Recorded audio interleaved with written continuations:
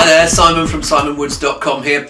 We've got 4 wines today, and first one's a really well-known one, Jacob's Creek Grenache Shiraz. Sometimes it says Shiraz Grenache, but it's Grenache Shiraz on the 2008 vintage. For some reason, the Aussies, I don't know whether they still do it, but Shiraz was a grape that 20 years ago, it was just about getting fashionable. If you were there in the mid-80s, people were ripping up their Shiraz vines and planting things like Cabernet Sauvignon and Merlot. People were making Shiraz muffins in order to get rid of all these Shiraz grapes. And where Grenache and Mourvèdre, or Motaro as they know it, were even lower down the pecking order. They were just considered real plebs.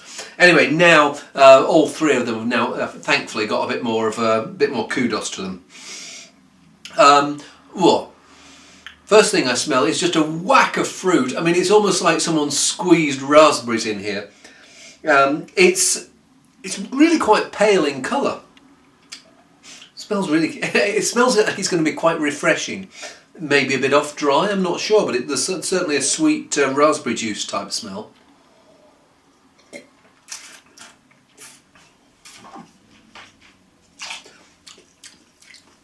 No, dry wine. Dry with it's nice. It's got that ever so slightly jammy edge of Grenache, but then it's got this Shiraz adding a bit of earthy weight to it and a bit more gravitas. Nice to see the blend working well together there. It's a wine like this, people don't think of keeping it. I remember going to Oz Clarke's house quite a few years ago now, and he pulled out several vintages of this, going back like more than a dozen years, and it was remarkable how well they were holding up. It's a really nicely balanced wine here, and it's refreshing. You could almost shove that in the fridge for a bit. I'm sure it's lighter in body than the wines they were making 10 years ago. Okay, next one down.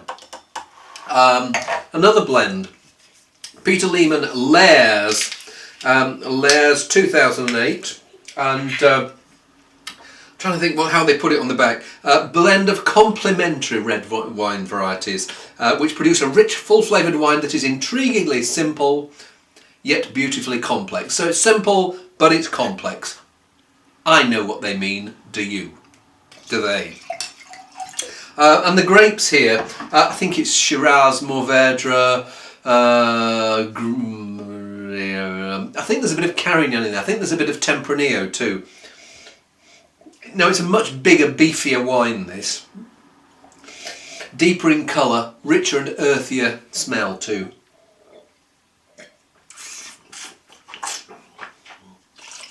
Yeah, heartier wine. And there's this quite a licoricey grip that comes through on the finish.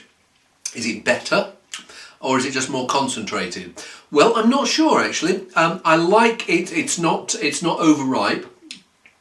It's juicy.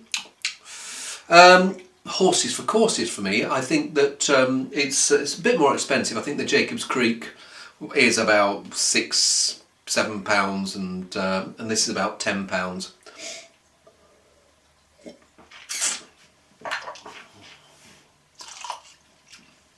If I have a problem with that, it still feels like it's not quite sure what it wants to be. Does it want to be a full, throaty wine? Does it want to be an elegant wine? There's almost a few things that they're not fighting with each other, but it's almost a wine in search of its true identity. It's, as a medium ambition wine, it's okay, but it's just a bit muddy for me.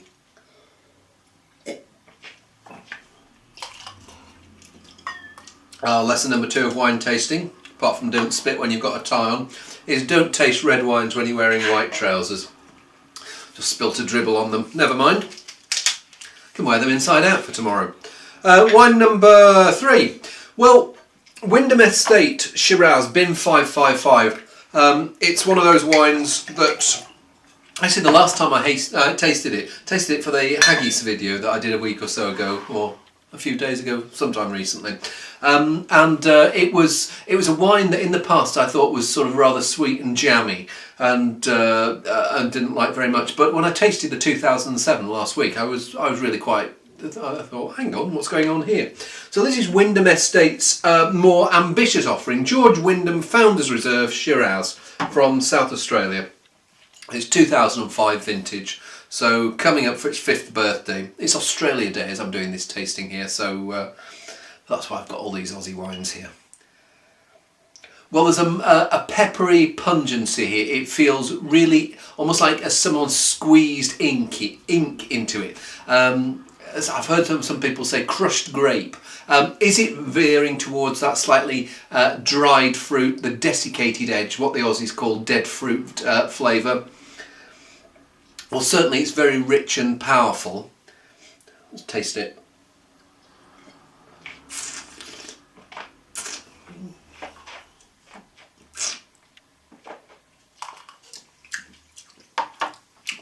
Well, it's a step up in concentration from the BIM 555. If I have a problem with it, it feels almost just a bit too processed. It doesn't feel like it's come from one particular place that has got a lot to say for itself. It's quite full-bodied. It's got this quite inky edge to it. I like it, but I like it more than I thought I was going to do. I thought it might have been even riper and jammy than it is, but it finishes dry. But for me, it feels like ever so slightly industrial. Someone has made this rather than let it be.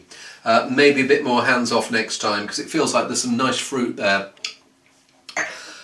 It's got the power to age, though. It's got the potential. It's got the. It's not too acidic. It doesn't feel like they've gone over the top in terms of additions of either acid or tannin. But yeah. Oh, more wine on the trousers. Okay, wine number 4 is not Australian. We're in Italy now, and this is from Banfi. Castello Banfi is one of the big players in Brunello di Montalcino. This is their Rosso di Montalcino 2007, and I think this is on special offer coming up soon, so I'll flash the price up that it's going to be. So Rosso di Montalcino, yeah, the baby brother of Brunello. What tends to happen? It's the either the batches of wine that weren't up to it, or maybe there are some bits of the vineyard that are younger than the others, and they end up in here. So they don't have to spend quite as long time in the aging before they release the wines. Doesn't smell of all that much. Maybe it's after all those Aussies. I did rinse my glass. But I suppose there's a vague brown sugar and black cherry action coming through at the moment. Coming through a bit more strongly now.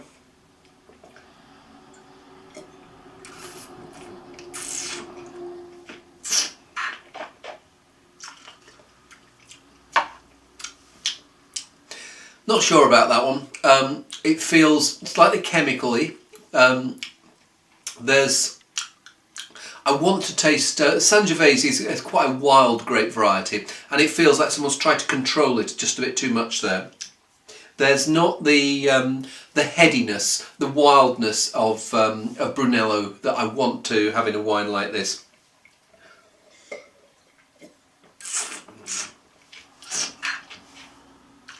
Yeah, it may come out of its shell, but at the moment it's a little bit sulky. There's some cherries, sour cherries, a bit of herb, some vanilla. But the finish I'm left with is not very generous. It's a bit dry, it's a bit tart. I want something with a bit of plumpness, and I want something with a bit of wildness and life in if I'm going to go for Montalcino wines. And I don't find either in here. A bit too controlled, a bit too, yeah, feels like the winemaker's a control freak rather than an artisan. But hey, can't like all the wines all the time. See you soon.